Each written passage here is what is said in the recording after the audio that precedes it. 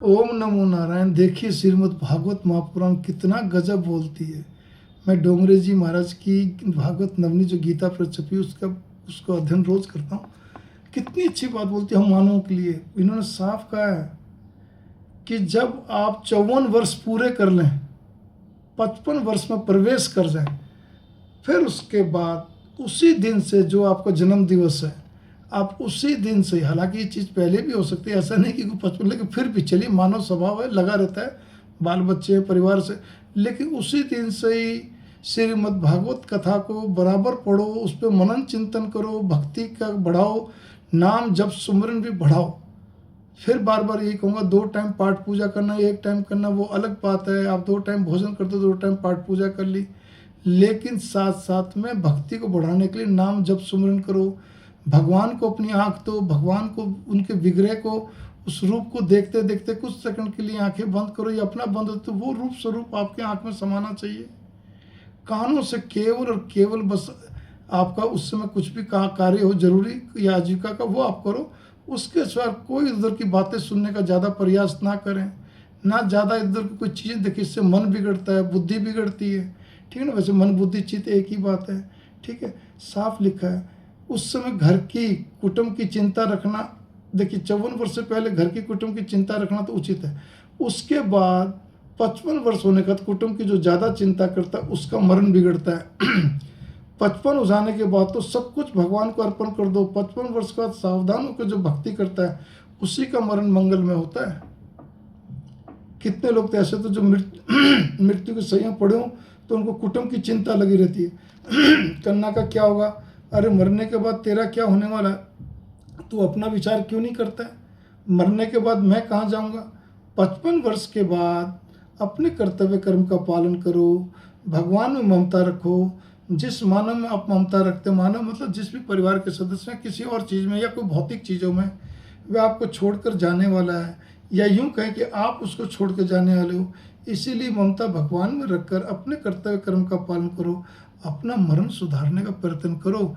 आप यहाँ पर थोड़ा सा और विवेक बुद्धि साफ करें।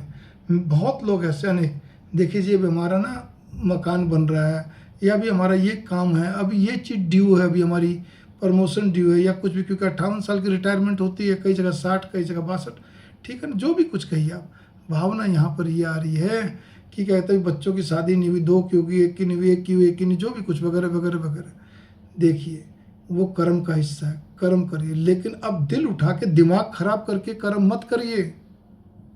अब आपका समय भगवान को दे दीजिए, वो भगवान ही आपके सारे कष्टों को, आपकी समस्याओं को, आपकी इच्छा पूर्ति को वो आपको खुद ही संवार लेंगे। आप उन पर आस्था तो ही है, दृढ़ता पूर्वक हर रोज़ एक बात कह दीजिए, हे भगवान मेरा प्रमोशन ड्यू है, वो आपके ऊपर छोड़ता हूँ। हे भगवान मेरा भविष्य आपके ऊपर छोड़ता हूँ। अगले दिन ये बोल दो, हे भगवान मेरे बेटे का भविष्य आपके ऊपर छोड़ता हूँ। हे भगवान जी, मतलब हर रोज़ एक बात, हे भगवान जी मेरी पत्नी का स्वास्थ्य मैं आपके ऊपर छोड़ता हूँ। हे भगवान जी मेरा, हे भगवान मेरे बेटे बेटी का विवाह का जो है योग वो आपके ऊपर छोड़ता हूँ, इनका जीवन आपके ऊपर छोड़ता हूँ। ऐसे करके 365 दिन में आप 365 बातें बोलिए इशारे में, कोई भी व्यथा व्यथा नहीं। इशारे बोलना आपका हक, हम मानव हैं भाई। एक बार इशारे और साथ में ये बोलो छोड़ दिया आपके ऊपर, या छोड़ता हूँ छोड़ती हूँ, बस जैसे मैंने बोला ना इसी से शॉर्ट में, हे भगवान एक समस्या आ गई है, वो अब आपके ऊपर छोड़ता हूँ। ठीक है ना, उसकी पूर्ति आपको करनी है। जो भी कुछ रोज़ एक बात बोलो, बार बार उस बात को रिपीट नहीं करना। भगवान कहते तुम्हें आस्था है लेकिन दृढ़ता रखो, जो एक बार बोल दिया उसको फिर दोबारा रिपीट मत करो। मुझे सब मालूम है, मुझे क्या करना क्या नहीं करना। तो इसीलिए जैसे 55 को सचेत हो जाओ, सावधान हो जाओ कि नहीं, मुझे अब पूरी तरह दिल दिमाग यहाँ नहीं लगाना, पूरा दिल दिमाग मन मस्तिष्क जिसको बोलते हैं मन बुद्धि चित्त, अब तो भगवान में लगानी है। अब जो कर्म मेरे रह गए हैं, कर्म क्या जो कार्य रह रहे हैं, अधूरे हैं, पेंडिंग है, ठीक है ना, जो भी इच्छा पूर्ति है समस्या, वो एक ही बात कार्य, वो फिर भगवान के ऊपर छोड़ दिया बस। अब आप अपने निश्चिंत होकर अपना करो पाठ, अपना स्मरण करो, भक्ति बढ़ाओ।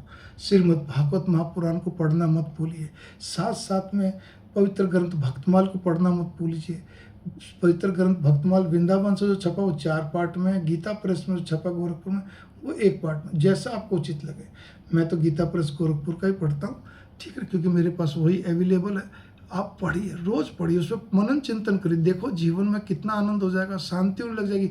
आपने जो भी कुछ करा उसको भूलिए, आपके जीवन में बदलाव आना शुरू हो जाएगा। यकीन मानिए, मैं साक्षात बोल रहा हूँ। मैं मंगल कामनाएं। नारायण नारायण नारायण नारायण नारायण नारायण नारायण।